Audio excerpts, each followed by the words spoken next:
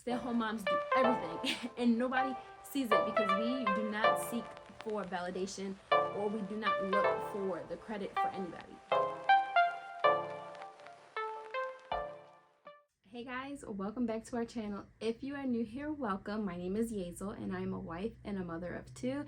If you are returning, welcome back. It is so good to see you again. It has been 2 weeks since the last time I uploaded a video, and honestly, the last few months has been the most inconsistent that I've been, but I'm here to say that I am finally coming back, making a full circle, and there is a plethora of content coming for you guys. So make sure you subscribe, like this video, comment down below any additional videos you guys would like to see.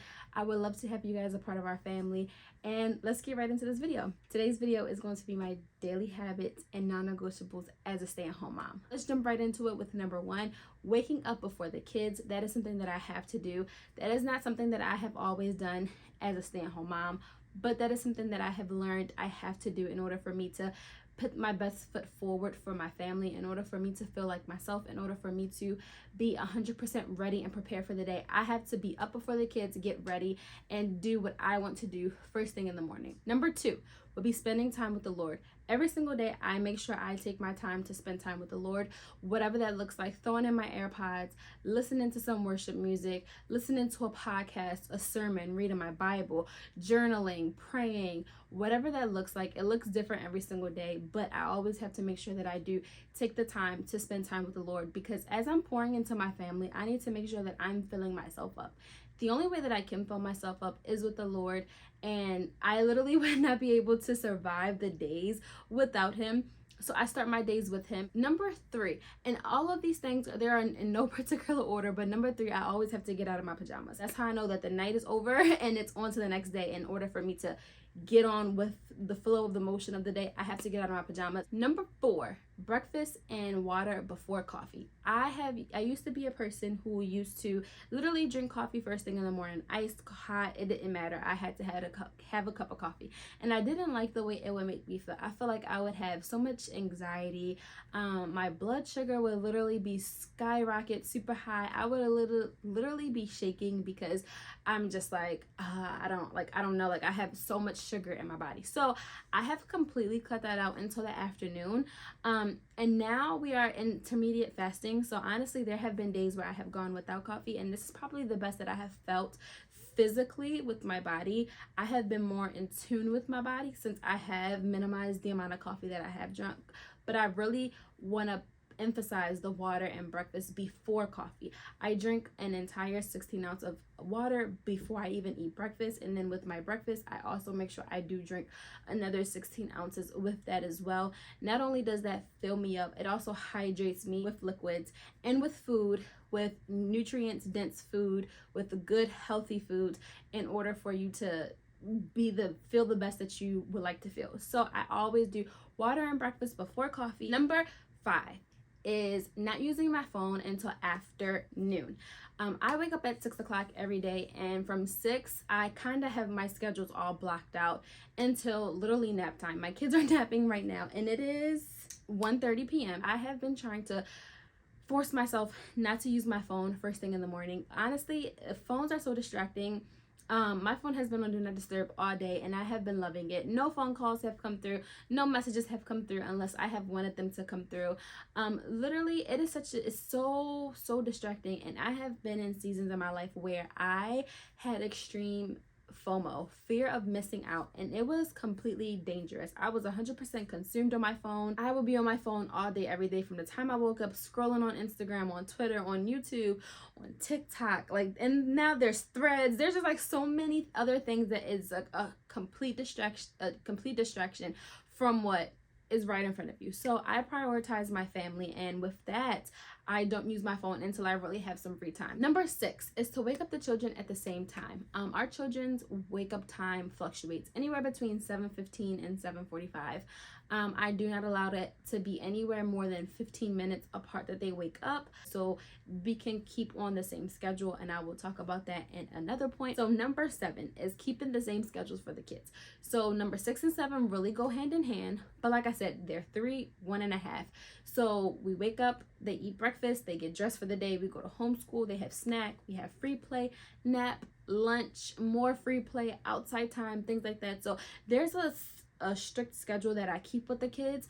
I don't even want to use the word strict, but when we're in the house, there is a schedule that I like to keep with the kids. Keeping the same schedule allows them to have that same structure and know what to expect next without the anticipation or without them getting bored and really not knowing what's next. I like our kids to have a schedule to follow. It's really important to them. They really value the structure that we have for them. They go down for a nap at the same time. So during that time, I am able to cook, clean, able to start preparing dinner. I'm able to clean up the mess that has already been made throughout the day, so that way my house doesn't look like a tornado just swam through. I'm able to sit down and like record content for you guys, edit content. I am able to take time for myself. I am able to sometimes take a nap. I'm able to read more of my word, but that's my time. I have 2 hours to get everything that I want to get done within those 2 hours.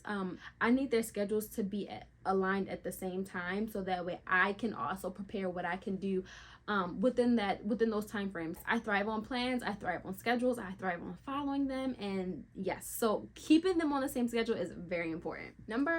I think this is 8. Number 8 is empty the dishwasher first thing in the morning, so that way clean up during after breakfast, lunch, dinner, lunch, snack, all of those things are easy, quick, and fast. So it takes me a total of 2 to 5 minutes to empty the dishwasher. Really not even that long. Maybe I would say 3 minutes. It would take me 3 minutes to empty the dishwasher. In order for me to keep the kitchen as clean as possible, I need to have somewhere to put the dishes, which is in the dishwasher. Once I'm done using something, I can just throw it in the dishwasher and keep my kitchen sink free of dishes built up, because honestly that really blows my mind, and I don't understand why it irritates me so much, but it does.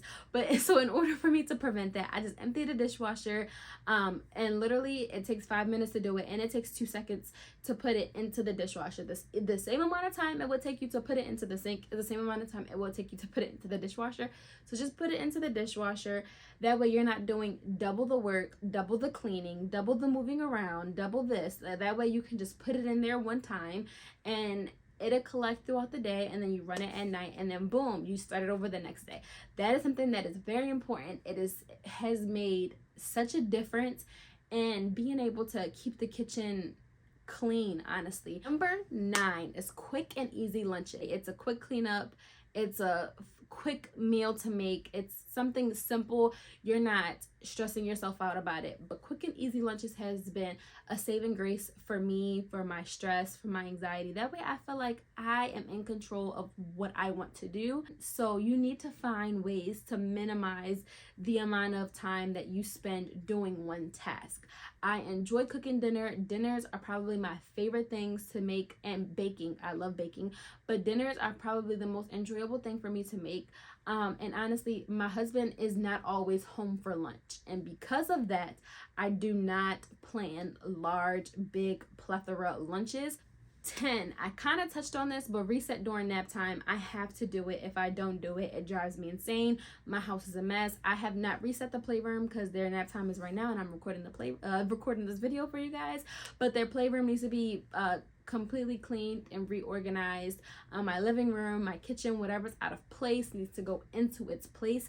That way, as the day goes on, it's not more things out of order. You're kind of picking up as you go. That has changed a lot. It has changed how I view resets during nap time. It's not more of a hassle. It's more of a I get to, and I enjoy it. So resets during naps have saved a lot. And I recommend you do it if you don't. Number 11 is keeping my home on a schedule.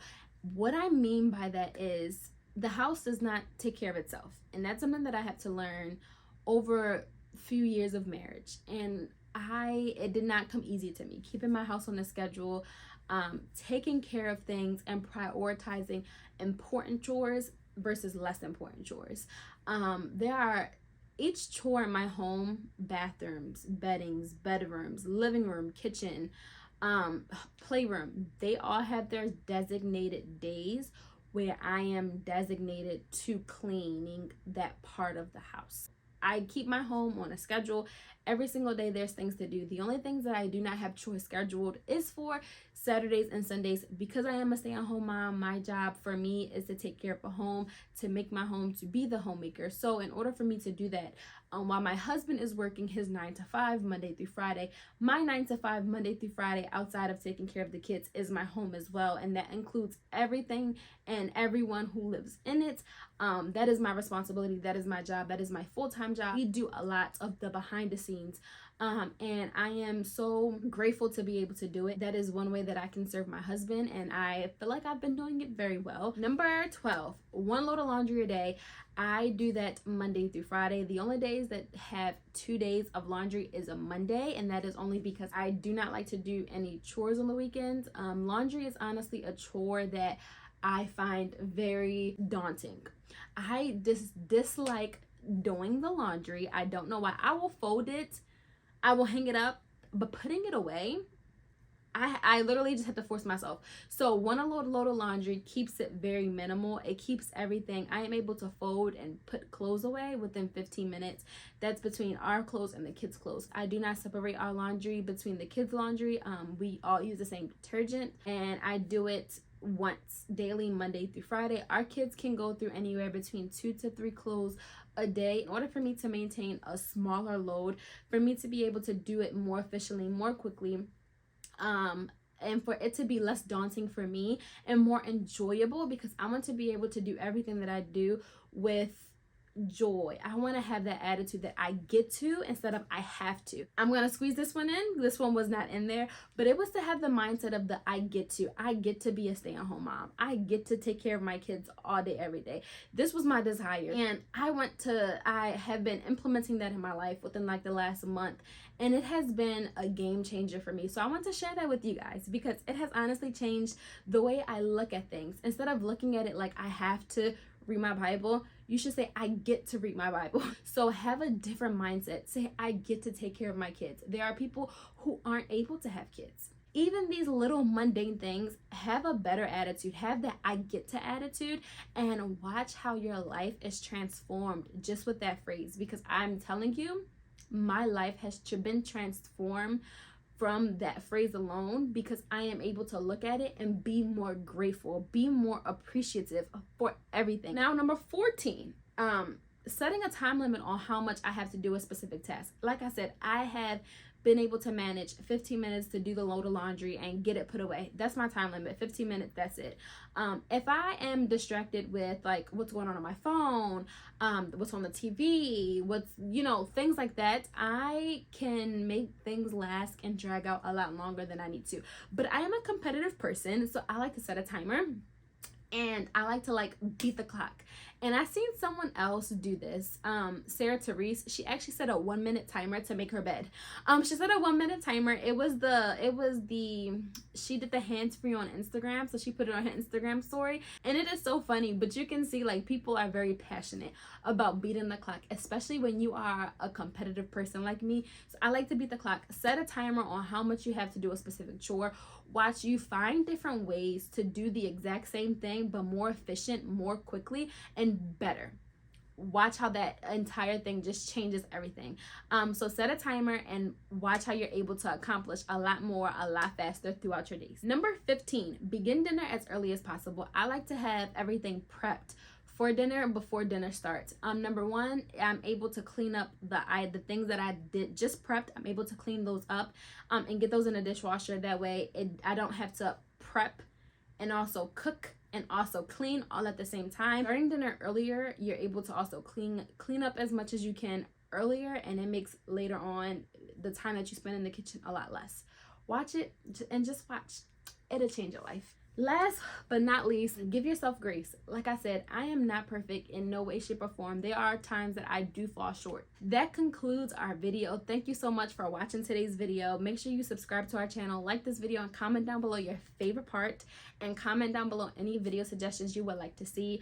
I apologize again for being so absent, but I am telling you guys I'm coming back. I have some content planned, so stay tuned. If you have not followed us on Instagram, please be sure to follow us on Instagram. Follow along our journey. We have so many things that we are getting ready to announce, and it's just been a long time coming. It has been such an answered prayer, and I am so happy that I have literally had 100% faith and trust in God to get us through this process.